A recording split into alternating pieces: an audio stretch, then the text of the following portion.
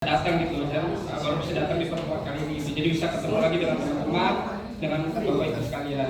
Oke, wah menarik banget ya Bapak Ibu semuanya. Emang bener ya, IQ Spotlight Offline Meeting tuh yang kita tunggu-tunggu gitu ya. Jadi ini wajib banget ya Pak Gatot dan Trikoces dan Bapak Ibu semuanya, kita harus terus sustain gitu ya, terus berlanjut gitu ya kegiatan kita gitu. Nah mungkin lanjut nih ke Mbak Amanda gitu. Pertanyaan kita pertama, gimana kabarnya hari ini? Terus apa sih ekspektasi dari Mbak Amanda ketika ikut pertemuan hari ini gitu? Makasih Dadan.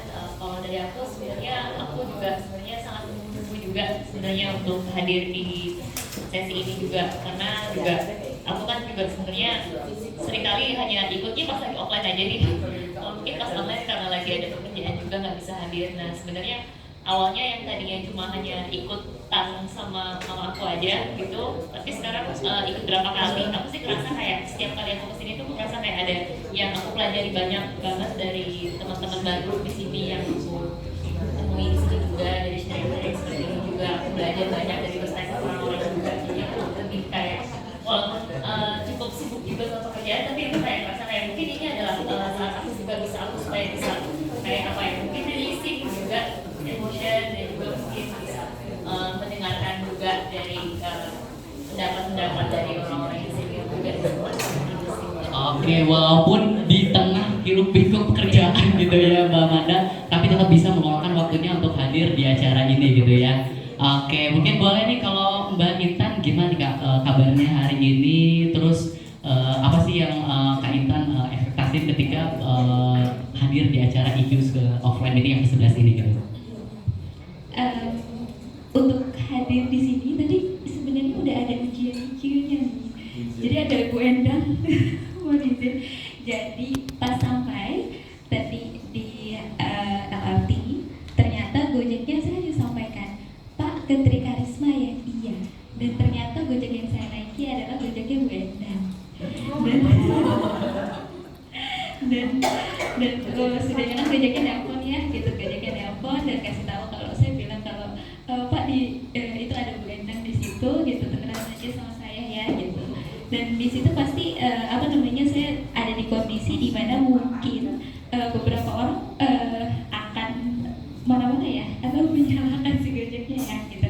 Tapi alhamdulillah ini sudah dalam kondisi belajar IQ yang lebih baik. Jadi sudah bisa, oh ya udah nggak apa-apa Pak, fokusnya adalah ke solusinya, nggak lagi fokus ke situasi yang kenapa tadi nggak ngasih tahu ke saya, padahal saya pastiin 2 kali ke Gojeknya gitu. Tapi itu gitu. Dan serunya ketika sudah bisa belajar IQ dan mengenal situasi yang lebih baik, oh ternyata bisa ya, perlahan mulai jadi otomatis nih gitu. Udah mulai auto nih gitu, respon yang jauh lebih baiknya gitu. Itu yang pertama. Dan yang kemudian ekspektasinya kesini tentu belajar ya, belajar banyak. Saya di sini banyak banget mode, di mana mode yang mungkin mode yang lebih banyak memperhatikan, lebih banyak mendengar, lebih banyak melihat, karena nggak cuma dari ilmu yang disampaikan secara lisan aja gitu, tapi benar-benar melihat bahwa setiap orang itu punya karakter yang baik dan punya value yang bisa aku ambil gitu. Jadi akhlaknya baik sekali di sini, aku merasa vibes-nya positif. Jadi banyak belajar di situ. Makanya offline itu untuk recharge. Nge-recharge gitu ya. Tapi tadi menarik ya Mbak Intan dan juga Bu Endang itu ternyata bisa satu ya. Apa ini jangan-jangan chemistry-nya itu udah ini ya, udah lengket gitu ya, IQ Spotlight itu ya. Betul, sepertinya gitu ya. Oke, berarti karena emang setiap pertemuan itu yang kita tunggu-tunggukan, pasti tentunya ada jalan gitu ya menuju ke sini tuh pasti adanya gitu ya. Oke, mungkin boleh lanjut ke Mbak Putri gitu ya. Gimana nih Mbak Putri kabarnya hari ini? Terus apa sih yang Mbak Putri itu ekspektasiin, oh ternyata aku hadir di sini tuh mau apa gitu, atau apa yang mau didapat kayak gitu? Oke, selamat pagi bapak-bapak, ibu-ibu, dan teman-teman semuanya. Terima kasih sudah datang di sini. Jadi kalau dari saya alhamdulillah saya baik. Kalau ditanya apa ekspektasinya, sejujurnya saya nggak pernah menaruh, bukan nggak pernah, tapi di sini saya mencoba untuk tidak menaruh ekspektasi apapun. Mungkin orang-orang kayak, loh terus ngapain kesini gitu. Oke. Menurut saya setelah beberapa kali ikut sesi ini gitu atau sesi dari EQ Spotlight ini gitu, saya tidak merasa bahwa saya menjadi hebat karena memang ini adalah sesuatu yang basically nantinya akan jadi BAU gitu. Apakah dengan EQ itu emotional, kecerdasan emosional itu kita harus seperti apa, itu harusnya jadi BAU gitu.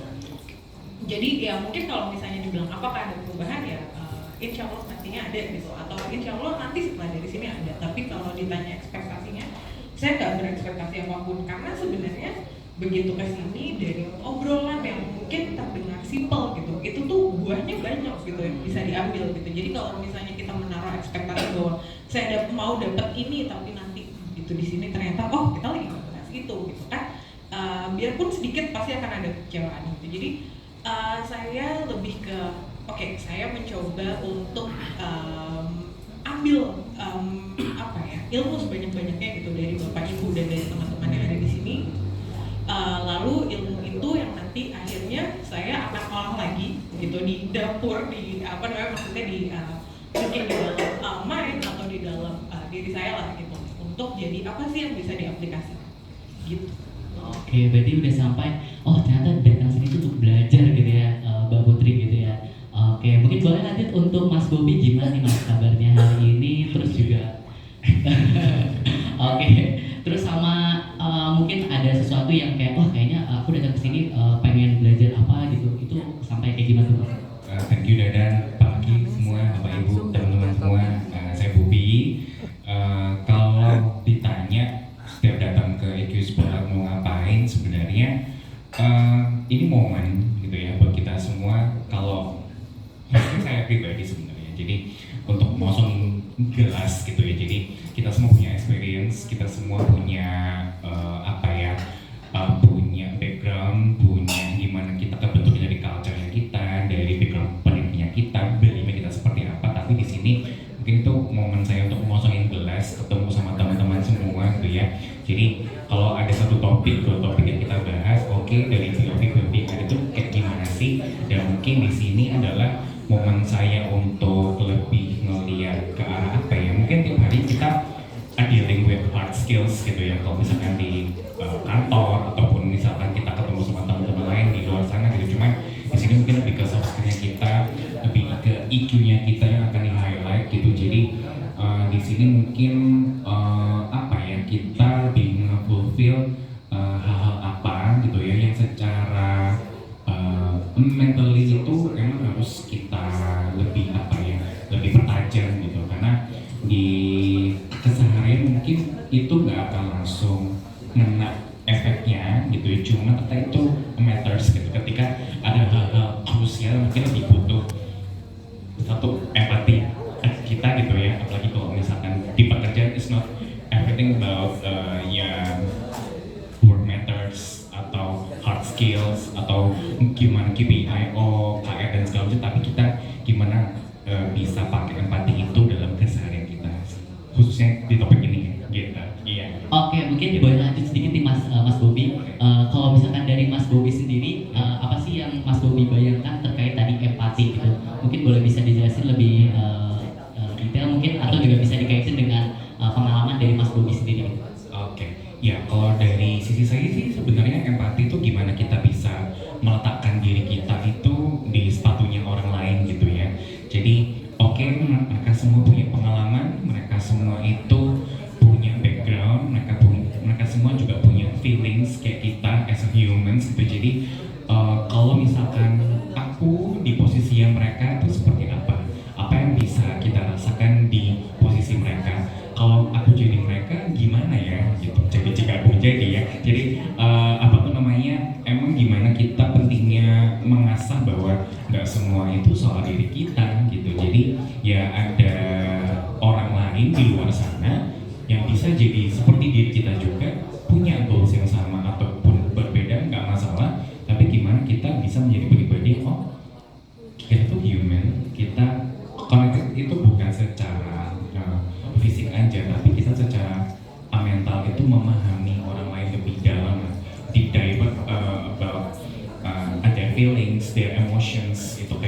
lebih ke situ sih mungkin ya. Berarti lebih memahami orang lain lebih dalam gitu ya Mas? Iya, gitu. Ada nggak sih Mas mungkin satu cerita gitu ya ketika ada di posisi Mas Bobby itu tuh bisa memahami mungkin temennya gitu ya lebih dalam atau gimana gitu? Banyak. Mungkin boleh satu Mas, gimana tuh ceritanya Mas? Mungkin kalau ini teman aku kali ya gitu. Jadi kalau teman aku ini ya kebetulan kalau di Jakarta emang punya beberapa teman kemarin tuh mungkin satu hal ini kan kondisi ekonomi kita juga nggak lagi baik-baik aja ya teman-teman semua. Jadi temanku ini emang dia udah berkarir dalam satu perusahaan udah cukup lama, but unfortunately dia harus kena layoff gitu ya. Dia juga punya keluarga, punya anak gitu ya, dia harus taking care keluarganya luar biasa. Dan aku tahu dia orangnya juga sangat hard worker gitu, dan aku tahu bagaimana untuk menghidupi anak dan istri itu kan juga gak cuma butuh materi tapi asupan secara kesehatan mental dari seorang kepala keluarga itu penting banget. So ketika aku mencoba memposisikan di diri dia, karena aku juga dulu pernah kena layoff juga gitu ya pas zaman COVID dulu, dan aku tahu betapa sulitnya mencari pekerjaan, dan buat kita semua adalah pekerjaan itu kan somehow jadi satu indikator bahwa kita tuh somebody gitu di mata orang. Jadi ketika dia dengan pekerjaan, aku tahu bahwa sebagian dari pride-nya dia itu hilang gitu ya seiring dengan pekerjaannya. Jadi oke, apa yang bisa gue bantu, apa yang bisa gue dengarkan dari lu sekarang, apa yang lo rasain sekarang apa gitu. Terus kehadiran gue dan teman-teman di sini buat support lo, it's okay, it's just a phase gitu. Tapi kedepannya apa yang bisa gue support kayak gitu. Jadi kita itu, kalau aku sama teman-teman itu mungkin yang menganut yang namanya low maintenance friendship gitu ya. Jadi kita emang jarang ketemu, tapi sekali ketemu atau sekali ya kita emang ada hobi darat ya, oke, kita update hidup gitu ya. Apa sih kejadian di diri lo, apa yang bisa lo sharing gitu. Oke, ternyata punya problem seperti ini, apa yang bisa gue dan teman-teman bantu. At least pertama dengerin dulu aja gitu. Iya. Oke, wah ini menarik banget ya Bapak Ibu dan teman-teman semuanya gitu ya. Di topik yang kedua ini kita sedang membicarakan tentang empati gitu ya. Dan tadi udah disinggung juga sama Mas Bobby ya, salah satu ceritanya itu kita selain memahami diri kita sendiri, itu kita juga memahami orang lain gitu ya. Dan salah satu caranya yang tadi Mas Bobby udah mention adalah mendengarkan dulu gitu ya. Oke, mungkin boleh nih kita selanjutnya ke Mbak Putri gitu ya. Kalau dari Mbak Putri sendiri, apa sih yang dibayangkan oleh Mbak Putri atau yang tergambar gitu ya terkait empati gitu ya? Dan apakah dari Mbak Putri sendiri ada gak sih kayak pengalaman mungkin tertentu gitu ya, yang kayak oh ternyata ini empati gue itu kebantu banget gitu. Oh ternyata di sini tuh empati aku tuh mulai ada gitu, sadar gitu. Nah itu ada gak sih Kak? Oke, baik. Nah, ini menarik karena jadi di sini ada kebetulan ada teman aku yang udah 20 tahun dan dia merasa bahwa lo tuh orangnya kayak gak punya empati. Mbak Amanda sendiri gitu ya. Wah ini ada langsung testimoni langsung gitu ya. Testimoni hidup gitu ya. Oke. Wah gimana tuh, boleh dilanjutkan? Baru dibahas tadi. Tapi it changed. Jadi I know that I have a very big empathy. Sebenarnya ya itu hanya karena kita dekat gitu, terlalu dekat. Gimana ya? Jadi itu yang membuat mungkin hal-hal yang sebenarnya terdalam hati tapi tidak terlihat. Namun ini aku ada cerita sedikit. Mungkin ceritanya agak kurang menyenangkan dan agak disturbing untuk beberapa orang. Jadi kalau misalnya memang merasa bahwa tidak ingin mendengarkan, itu nggak apa-apa banget. Jadi tahun lalu saya lupa apakah itu November atau Desember gitu. Ini agak banyak apa ya? Jadi di tahun lalu benar-benar tahun lalu itu ada satu kejadian yang membuat saya itu merasa bahwa merasa sebenarnya at some point saya merasa takut, saya merasa bahwa ini tuh uneasy gitu. Tapi dalam satu poin saya sadar banget bahwa saya harus bergerak, harus melakukan sesuatu gitu. Nah, di sini tuh saya merasa bahwa olahan dari empati itu akhirnya menggerakkan saya saya untuk melakukan action yang saya pun juga tidak menyangka gitu. Jadi waktu itu suatu malam ada satu kejadian di mana kejadian itu sekitar jam 12:30 malam. Saat itu saya dalam posisi sudah setengah tertidur. Jadi maksudnya sudah dalam posisi tidur tapi belum pulus-pulus banget gitu. Tapi sudah ada sudah setengah mimpi lah. Nah, di saat itu tiba-tiba saya mendengar satu teriakan yang sangat-sangat jatuhnya mengerikan sih gitu, yang benar-benar serem deh pokoknya waktu itu. Nah, terus di malam itu mungkin reaksi saya pertama adalah saya mencoba setengah sadar itu saya untuk fully awake gitu, untuk bisa dibilang mencari gitu, ini tuh sebenarnya apa? Apakah saya mimpi? Apakah ini benar-benar terjadi di dunia nyata atau apa gitu? Karena ya banyak setengah tertidur kan kita nggak tahu ya, ditambah kita lagi mimpi terus tiba-tiba ada suara itu. Terus yang saya lakukan yang pertama adalah saya mencari sumber suara. Sumber suara itu apakah itu dari dalam rumah saya atau itu dari suara yang saya kenal atau bukan? Tapi ternyata dari setelah lumayan awake gitu, lumayan sadar, ternyata bukan, itu bukan dari rumah saya karena di rumah itu waktu itu ada ayah sama ibu saya ya pasti saya tahu betul lah suaranya. Terus yang setelah itu saya bangun. Terus yang pertama kali saya lakukan adalah saya mencari sumber suara itu. Jadi gini, saya tinggal di tempat yang dimana mungkin kalau perumahan lama itu tembok antara saya dan tetangga itu nempel. Iya, nempel. Jadi kita bisa mungkin kegiatan yang kalau misalnya keras di rumah sebelah itu kita bisa dengar. Nah, malam itu ternyata setelah saya pelajari, maksudnya setelah saya berpikir gitu, ini sepertinya dari rumah tetangga ya. Terus saya di situ saya mengambil langkah yang pertama adalah saya nggak mau terlalu reaktif, karena kalau saya reaktif saya nggak tahu apa yang terjadi kan. Akhirnya saya mencoba untuk mencari sumber suara itu dan ternyata sumber suara itu yang tadinya dari sebelah tiba-tiba dari depan rumah gitu. Depan rumah banget gitu. Betul. Nah, terus saya jadi kalau saya bisa melihat ke depan ke keluar itu jalan. Nah, di situ saya nggak buka. Jadi kalau jendela itu nggak saya buka lebar gitu supaya memang pandangan orang itu nggak, misalnya ada yang sadar itu nggak langsung saya lihat. Terus mungkin waktu pas itu nggak terlalu kelihatan karena pertama sudah malam, kedua memang agak gelap. Ternyata di luar itu ada orang yang sedang memang berlari dan berteriak. Yang ketiga saya turun. Di situ ada orang tua saya yang masih tidur. Waktu itu saya bilang ke orang tua saya gini, Pak, ada sesuatu di luar. Jadi pertama nih saya mencoba untuk membangunkan, tapi mungkin ya karena sudah jam 1 dan sudah ini jadi sudah sangat telat gitu.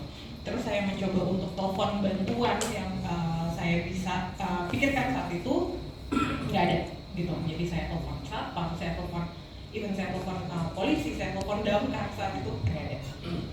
Akhirnya saya mencoba lagi untuk membangunkan orang tua saya yang kedua kali. Saya bilang, Pak, bangun, tapi jangan bersuara gitu. Diem. Kenapa? Coba sebentar, diem dulu, denger ini. Kedengeran ada orang teriak, oh iya, oke, ya udah, diem di sini. Jangan kasih tahu mama karena ibu saya pernah kebetulan. Jadi jangan kasih tahu mama karena ini akan memperburuk keadaan. Nah, setelah itu setelah beberapa menit saya akhirnya berusaha menelpon semua bantuan yang ada, tetap nol. Akhirnya saya jujur ini adalah hal yang menurut saya salah satunya terdorong dari empati karena ada orang yang susah di luar sana. Kalau misalnya saya berdiam diri di dalam, saya nggak tahu siapa yang maksudnya saya nggak tahu apakah ada orang lain yang berani nol. Karena gini, kita kalau misalnya di Indonesia itu suka kerasa nggak sih kalau kita kalau marah malah nanti kita jadi ininya gitu, malah kita jadi kena juga. Iya, jadi saya jujur saya berpikir juga dari perspektif orang lain gitu, bahwa kalau misalnya orang nggak mau nolong, mungkin mereka bukan nggak mau nolong gitu, tapi mereka takut kalau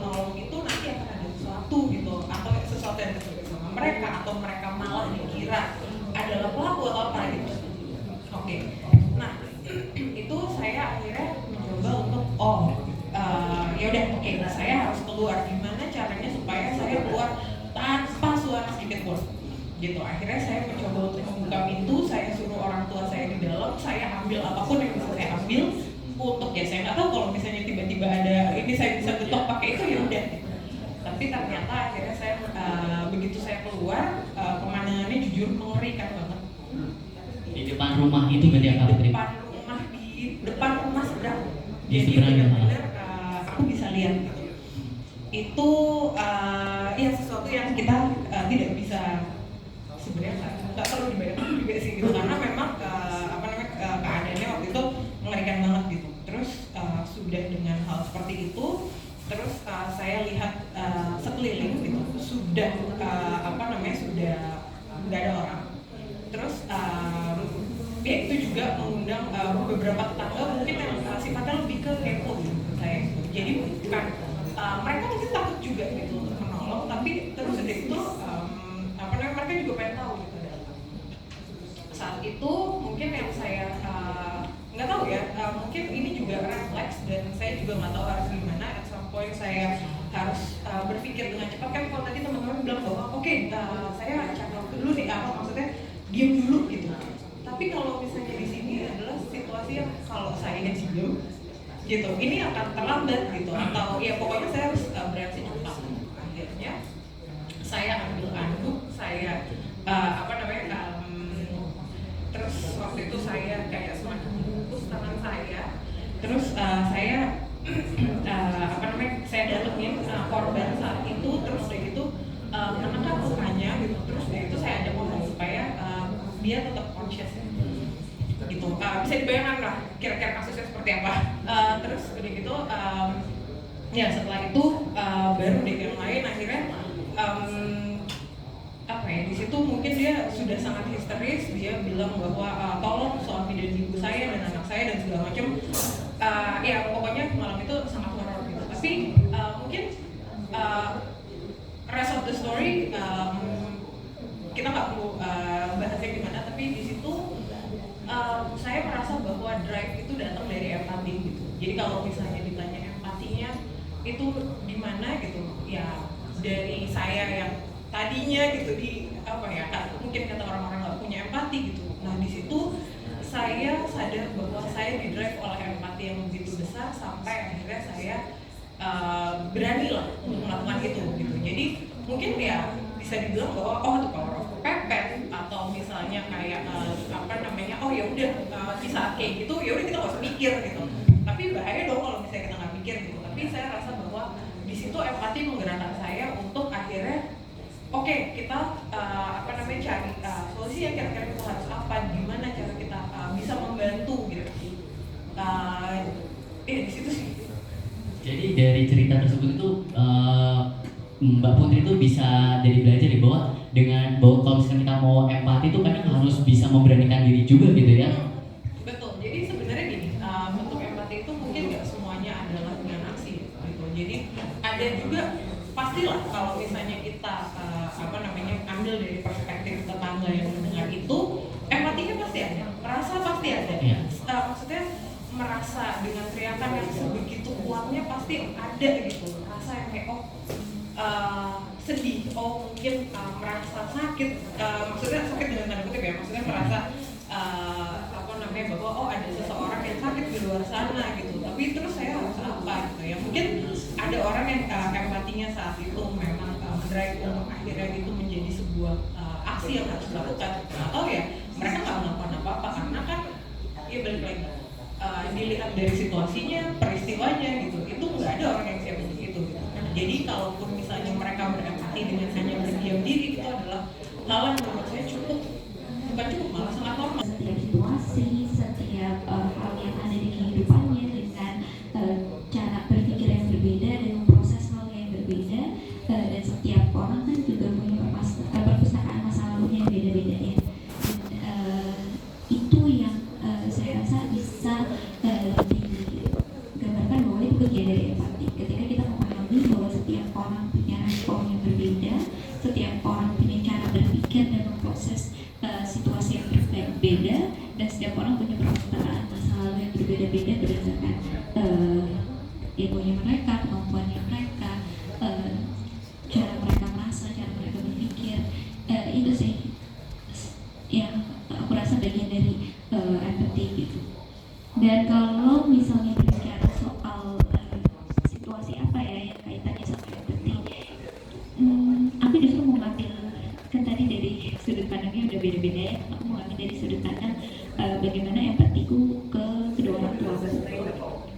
Nah, empati kedua orang tua ini kan setiap orang tua sebenarnya kita mengenal mereka dengan apa ya, dengan kondisi yang mungkin berbeda-beda psikologisnya ya. Maksudnya bisa jadi kita ada momen dimana kita sayang banget sama orang tua kita, ada momen dimana kita mempertanyakan kenapa hal ini harus terjadi sama saya, oh karena orang tua saya dulu mengambil keputusan yang seperti ini, atau kenapa begini, kenapa orang tua saya punya respon seperti ini, dan lain sebagainya. Aku sudah di titik dimana berhenti untuk mempertanyakan, tapi taruh empati itu ke orang tuaku bahwa oh ternyata orang tuaku dulu benar-benar ada di kondisi dimana jangankan mereka untuk menjadi orang tua ya, mendapatkan sosok orang tua aja nggak ada gitu. Jadi gimana cara mereka bisa menjadi orang tua yang baik dalam tanda kutip ketika contoh itu pun nggak ada gitu. Dan itu mulai terbangunlah empati itu, mulai terbangunlah gitu, dan sedikit demi sedikit mulai memperbaiki lah komunikasi dengan orang tua dan menaruh empati di komunikasi itu, berusaha untuk memahami dari perspektif mereka. Jadi orang tua kok nggak akan bisa nih gitu, atau bisa jadi responku berbeda nih gitu. Dan aku merasa bahwa kemampuan mereka untuk bisa sampai di hari ini itu adalah kemampuan terbaik mereka, terlepas dari outputnya yang kondisi mereka apa di hari ini gitu ya. Itu adalah power terbaik mereka, dan ketika sudah mulai bisa menaruh empati dalam komunikasi dengan orang tua, dan ternyata yang berubah itu bukan cuma komunikasi aku sama orang tuaku, tapi secara keseluruhan pun ternyata orang tua yang dalam kita dapetin, mungkin kita menganggap bahwa kayaknya udah deh mereka tuh sudah di tahap itu yang kayaknya udah nggak akan berubah dong. Mereka berubah loh ternyata, dan lebih baik loh ternyata. Oh ternyata bisa ya gitu. Ketika aku mulai memahami diriku sendiri dengan lebih baik, aku paham bahwa ada empati di sana, aku paham bahwa aku bisa menaruh empatiku ini ke orang terdekatku lebih dulu gitu. Dan itu ternyata it change a lot gitu. Itu berubah banyak banget.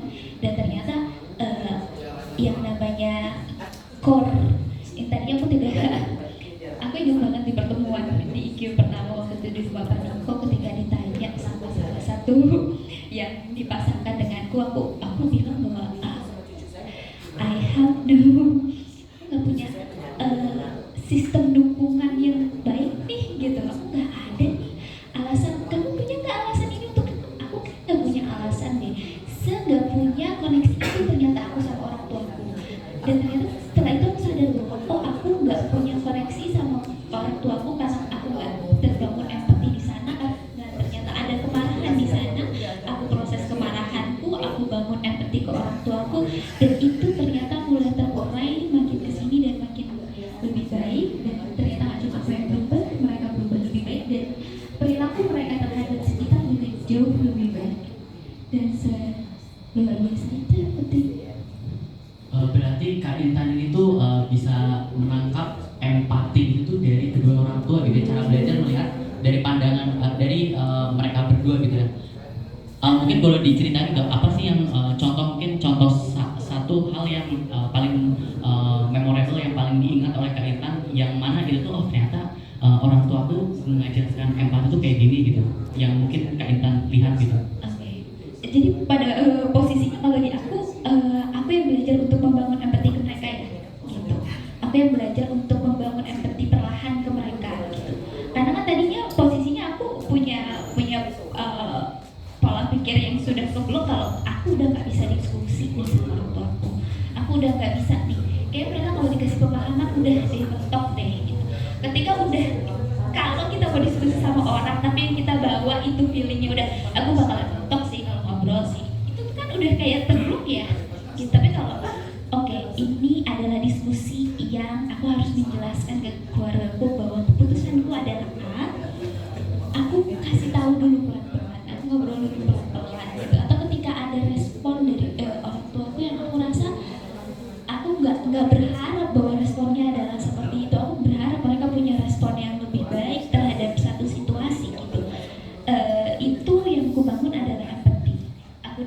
dahulu mereka, dan akhirnya ketika mereka sudah mendengar udah mendapatkan ruang untuk dipahami, ternyata mereka akhirnya bisa memahamiku gitu. Jadi yang pentingnya dari aku tidak merasa bahwa aku ngajarin ya, tapi di satu sisi orang tua aku nggak tahu, karena tidak semua orang tahu how to. Aku nunjukin kalau aku bisa ngomong ke mama baik-baik, dan akhirnya mama ngomong ke aku baik-baik gitu. Karena kondisi mental aku yang kubawa adalah bukan yang kalau ngomong sama mama kayaknya udah deh nggak bakalan bisa deh. Yang kubawa bukan itu, yang kubawa adalah energi, yang kubawa adalah energi yang penting. Iya, dan itu karena kan manusia connect, ya feelingnya connect ya gitu. Kalau dari awal yang dibawa energinya, energi Intan yang dulu nih kayak yang udah ngomong sama mama, udahlah gitu pasti aduh gitu kayak. Kalau energi yang dibawa awalnya itu udah deadlock tuh, udah diskusi, udah mentah, jadinya udah gitu. Jadi udah kayak nggak bisa deh kayaknya emang orang tua emang bukan support system deh. Padahal mereka support system, padahal mereka support banget, padahal mereka mendoakan banget. Siapa sih yang bisa punya cinta dan kasih sayang seluas cinta dan kasih sayangnya orang tua gitu, yang menerima kita banget gitu. Karena sebenarnya mereka juga berusaha untuk memahami kita gitu, tapi bisa jadi dari anaknya sendiri juga yang udah menutup gitu. Itu sih yang aku rasa gitu. Karena mungkin orang tua dengan segala keterbatasannya dalam tanda kutip ya, dan keterbatasannya untuk melihat contoh dan lain sebagainya, ketika aku berkesempatan untuk belajar dari Bapak Ibu di sini dan teman-teman di sini tentang bagaimana empati itu gitu, itu kemudian aku bawa gaya komunikasi empati yang lebih baik untuk menunjukkan ke mereka how to biar mereka juga tahu gitu, biar beliau juga tahu gitu ya, orang tua aku tahu bahwa kalau ada diskusi yang berat, pendapat mereka yang berat, mereka bisa juga ngomongin itu ke aku dengan in a good way juga gitu. Because, karena aku kasih kasih sebelumnya kasih tahu yang aku ngomong baik-baik dan mereka jadi baik-baik. Oke, mungkin terakhirnya untuk Kak Intan gitu ya, ini hal yang menariknya Bapak Ibu semuanya, bahwa dari awalnya itu kan ngerasa wah kayaknya aku gak bisa sih diskusi sama orang tua gitu, tapi mindsetnya itu bisa berubah gitu ya, menjadi oh berarti aku harus membawa energi empati gitu. Nah itu perubahan yang terjadi itu prosesnya kayak gimana tuh Kak? Apa yang mungkin Kak Intan lalui ketika kenapa bisa jadi berubah gitu mindsetnya itu? Di awal pasti jelas, aku suka banget ini di diskusi kali ini dibawa dari self awareness dulu, terus kemudian empati, karena prosesnya adalah betul seperti itu. Aku memahami diri aku sendiri dulu, ternyata aku seperti ini ya, aku begini ya, aku begini ya, dan aku yang seperti ini itu bisa nggak dipahami orang lain kalau aku nggak ngasih tahu ke orang lain apa yang sebenarnya aku rasain, apa yang sebenarnya aku pikir, apa pertimbangan aku gitu. Dan akhirnya aku mulai belajar bahwa sebenarnya orang tua aku juga punya perasaan yang sama, punya pola pikir, punya proses berpikir yang jelas pasti berbeda, tapi prosesnya sama. Mereka pasti punya perasaan, mereka pasti punya pola pikir, mereka pasti juga punya pertimbangan-pertimbangan yang aku pengen tahu juga gitu. Membangun empathy, self awareness jadi kayak empati ke diri sendiri, itu ternyata bisa membangun empati ke orang lain kayak gitu.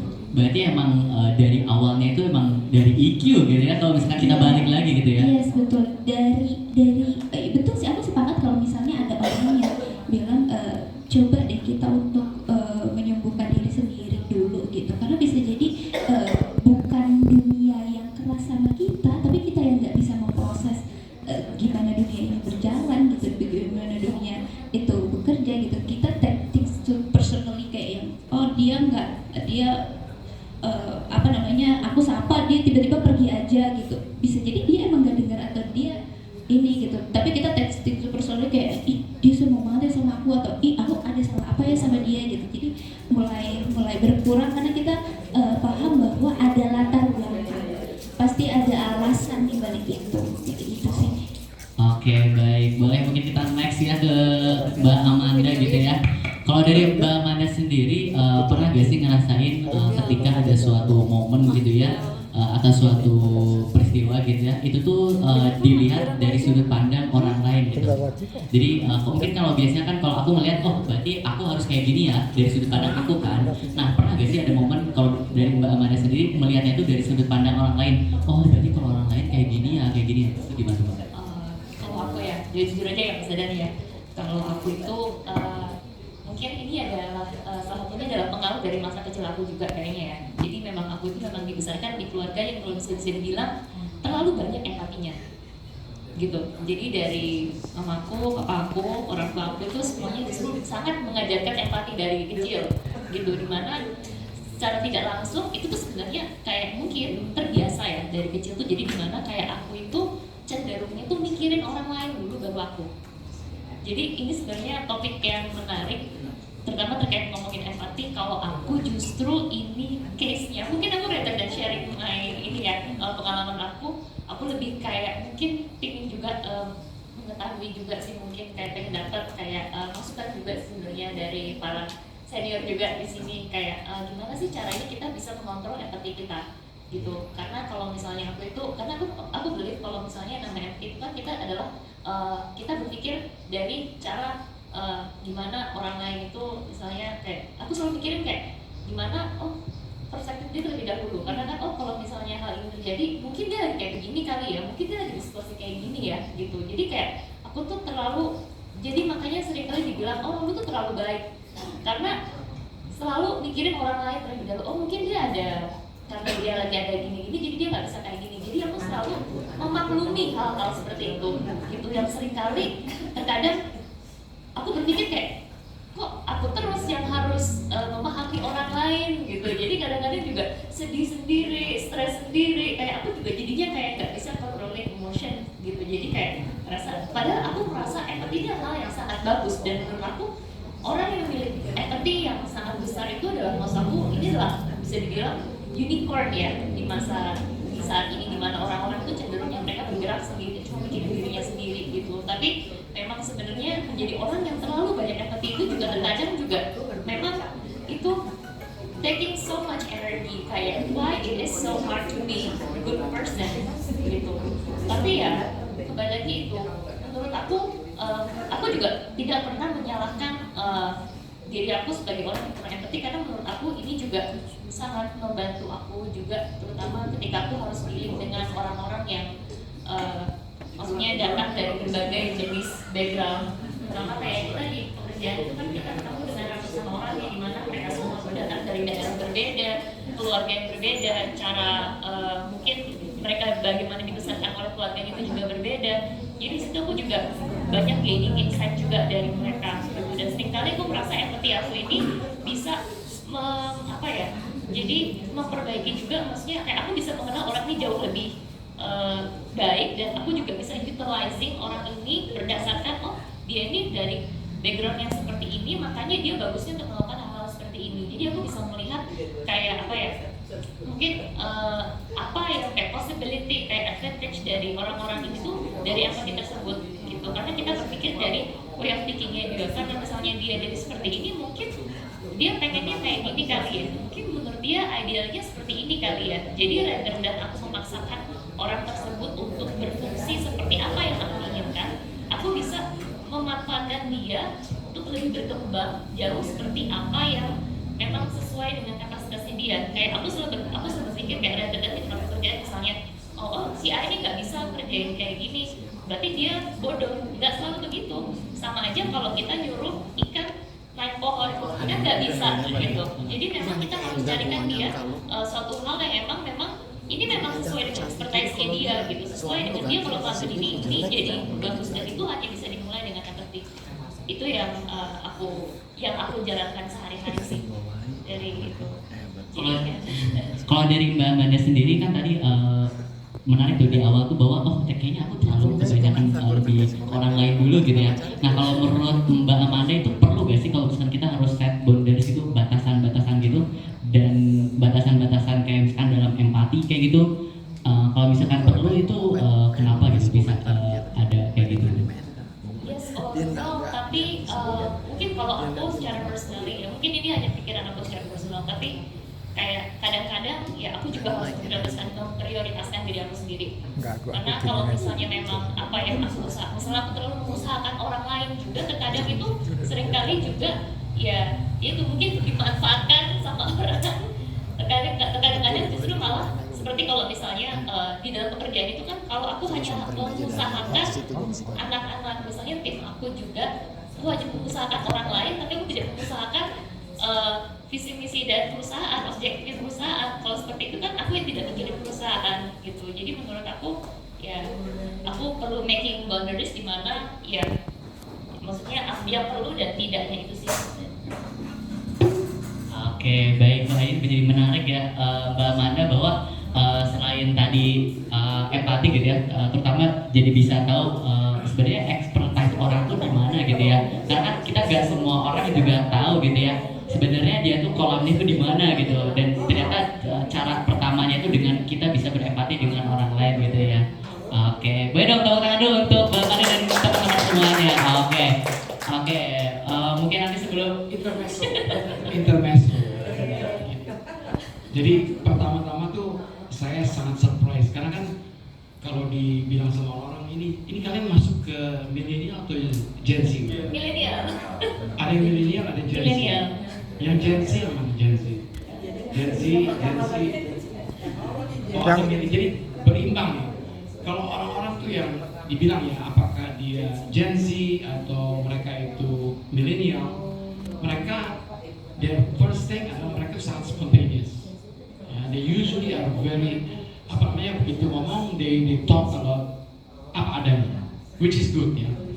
Nah, banyak dipersepsikan para Gen Z dan millennial ini they have a very thin tolerance terhadap struggle, terhadap perjuangan.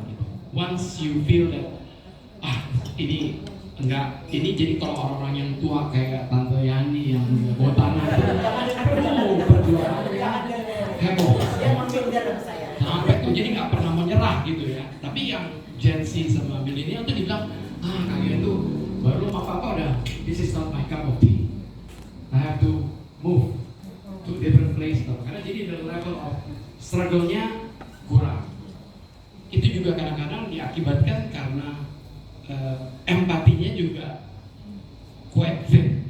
Tapi saya surprise nih, apakah karena memang udah disuruh siap-siap sama Dadan nanti gue mau tanya apa empati jadi pada tadi malam jam 1 malam saya tuh waktu dengar ada suara gitu dari Putri, saya bilang saya jangan, nggak boleh reaktif ya. Wah ini mantap banget gitu ya. Biasanya kan boy suara apaan di sebelah gitu. Tapi ini kenapa bisa berpikir ada orang lain. Jadi ini yang buat saya tuh yang kalian harus share, what went through your mind, apa yang kita lalui dalam pemikiran kita sehingga men-trigger dan tidak harus reaktif, malah lebih reaktif. Nenek dua ada adik sama itu sangat reaktif, boro-boro mikirin orang lain gitu. Kalau memikirkan teman-teman yang lagi susah pasti, tapi masalah managing reactivity itu mestinya yang tua-tua ini harus lebih itu, tapi malah jadi pada les atau karena faktor usia. Budak. Bisa juga budak. Kan? Orang pada lagi ngomong apa emang? Bu, kita sholat ya Bu. Kenapa? Oh saya kira sholat. Nyampe gitu. Jadi itu yang perlu juga digali. Nah kedua, saya ini lihat ada Amanda ini yang kok mukanya ini cantik dan dia itu kan dari pembicaraan dia bilang kan supaya orang terlalu baik saya mau share aja ibunya dulu itu ibunya, coba lihat ibunya, lihat dulu tua aja kelihatan galak, apalagi waktu muda jutek waktu di kantor jutek. Jadi kenapa bisa ada perbedaan signifikan? Tapi it is very interesting karena tadi Manda bilang saya juga dibilang kenapa sih mesti pikirin orang. Kadang-kadang itu bikin kita juga jadi we become sad. Jadi yang saya mau ingetin adalah when you think about other people, jangan sampai it is actually damaging you. Karena sebenarnya artinya sebenarnya it is damaging yourself. Jadi first thing first adalah you have to manage yourself. Kan orang bilang mau jadi leader, you can be a successful leader, but you have to lead yourself first. Nah, ini sama.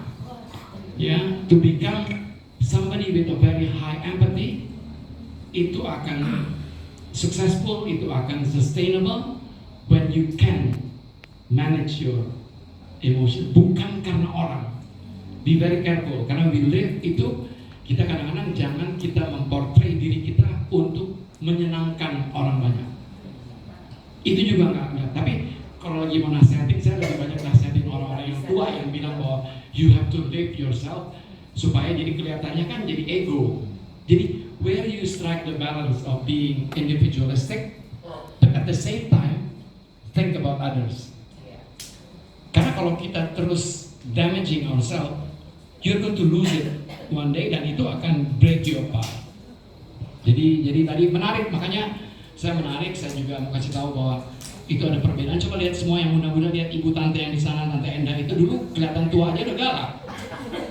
Gue bilang ini kok cantik begitu ya, ya pasti suaminya ganteng ya. Gitu dia ceritanya, nggak ada yang ngeledek kok. Tapi ini very interesting ya. Terima kasih di Dadan juga begitu semangat menyiapkan the sessions, tapi digalinya mengenai how and what triggers you. Karena menarik buat kita yang tua ini, saya juga pengen belajar bahwa apa sih kalau lagi mau memotivasi the Gen Z and millennials, what is it? Karena saya selalu struggle dengan their level of patience, their level of tolerance terhadap struggle itu very thin. Makanya itulah yang mau diingetin. Tapi menarik karena ini jadi ya, sekali lagi terima kasih, dan I'm actually learning. Intan yang walaupun kecil-kecil cabai rawit, ini dia kecil-kecil cabai rawit. Dari pembicaraannya udah bisa kayak ngajar EQ. Yang penting saya tuh jangan sampai it becomes a theory, tapi akhirnya you don't practice it. Ya kan kalau yang muda-muda ini kan kadang-kadang kalau gue baca cepet sekali, karena mereka tuh nyarinya pakai chat GPT atau apa udah tahu semua. AI gitu. Nah, itu aja. Jadi ya mudah-mudahan harus tetap ada yang namanya sincerity, harus tetap ada yang namanya ketulusan. Jadi harus ada genuinity dari kita. Gitu ya. Itu aja. Thank you. Sorry ya interrupt. Oke, boleh dong tepuk tangan untuk Pak Niko. Oke. Terima kasih atas sambutannya Pak Niko. Sangat daging Dulu supaya ini mesti difoto, karena dari tadi saya foto sama nenek-nenek. Ini rata-rata usianya jadi tua. Saya nggak mau. Saya mau foto sama muda-muda biar di average age-nya jadi muda. Oke. Betul. Mereka mau nggak loh? Enak aja. Gayanya kayak masih kayak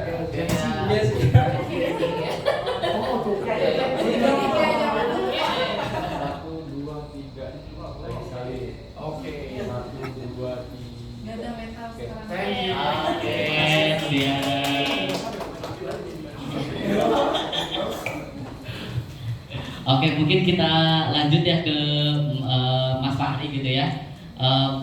Masih terkait dengan empati gitu ya Mas Fahri, bahwa di empati itu kan tadi menjadi fondasi kedua kita gitu ya, terkait EQ gitu ya. Nah kalau dari Mas Fahri sendiri, apa sih yang terbayang tentang empati, dan juga apakah ada suatu peristiwa gitu ya, yang mana peristiwa itu tuh ternyata ini menjadi momen aku bisa belajar tentang empati gitu. Dan juga tadi pertanyaan dari Pak Niko juga, yang men-trigger Mas Fahri untuk bisa empati itu apa sih sebenarnya kayak gitu? Terima kasih atas pertanyaannya. Kalau empati sendiri, kalau saya sendiri sih ngertiinnya kita bagaimana kita memahami orang. Benar kata Mas Bobi tadi, kita berhubungan dengan orang lain gitu, seperti kita berjanji dengan orang lain dan orang lain itu terlambat mungkin. Nah, saya pikiran pertama saya itu, coba saya menempatkan diri saya sebagai orang lain itu. Mungkin dia ada urusan sebentar, mungkin dia sakit perut, jadi dia berangkatnya telat. Nah, semenjak saya menerapkan itu, jadi saya nggak terlalu yang emosi, atau karena dia telat kita jadi emosi banget gitu. Semenjak menerapkan itu saya udah kayak kalau saya jadi dia juga mungkin telat karena mungkin sakit perut dan lain sebagainya. Jadi saya itu setiap melihat aktivitas atau kegiatan itu ya saya berusaha menempatkan diri saya itu di orang lain tersebut. Kalau untuk contoh kasusnya sih di beberapa bulan yang lalu saya itu memiliki saudara laki-laki ya, sepupu, bisa dibilang sepupu. Nah dia itu bisa dibilang baru lulus dari universitas gitu, dengan prestasi yang gemilang. Nah tapi setelah lulus dia mengalami struggle. Ya mungkin hampir semua dia mengalami struggle ya dalam mencari pekerjaan gitu, dalam mencari jati diri gitu. Dia mengalami struggle dan kondisinya dia merupakan anak laki-laki yang paling dewasa di keluarga dia. Jadi dia mungkin merasa kalau dia nggak segera dapat kerja atau dia nggak segera memperoleh penghasilan, ya dia merasa mungkin membebani orang tuanya. Nah disitulah saya melihat situasi itu gitu, kayak wah coba ya saya ada di posisi dia, mungkin saya juga bakal merasa kayak khawatir, kayak aduh gimana ya bisa ngebebanin orang tua, gimana ya namanya anak gak enak gitu. Nah dari peristiwa itulah saya mulai tuh, karena saya merasa hal itu, saya mulai tuh menanyakan kayak gimana perkembangan. Saya bantu dia membuat CV, terus dia membantu dia untuk latihan interview gitu, pengalaman yang pernah saya lakukan gitu. Gitu ya. Nah itu kok betul dari mana tuh Mas bisa mendapatkan itu tuh, dan kenapa bisa meyakini bahwa oh kayaknya aku harus mengikuti prinsip ini gitu. Nah itu gimana? Sebenarnya saya dapat coach itu tuh dari SMA sebenarnya. Jadi saya SMA tuh boarding school. Jadi dia kalau malam itu mungkin ada yang sesi kumpul-kumpul gitu ya, sama ustaznya dan lain sebagainya. Itu pernah keluar kata-kata itu gitu. Perlakukan orang lain sebagaimana kamu yang diperlakukan. Jadi kita tuh harus ngerti gitu. Semuanya gitu ya, karena udah menunjukkan penghujung waktu juga gitu ya, udah 11.21. Ini sama nih kayak tadi di sesi pertama gitu ya. Silakan teman-teman bisa jawab gitu ya, setuju atau enggak setuju gitu ya. Nah kita mau melihat Bapak Ibu semuanya perbedaan pandangan dari teman-teman yang ada di depan ini tentang empati, tapi bisa dijawab dengan barengan, kompak gitu ya.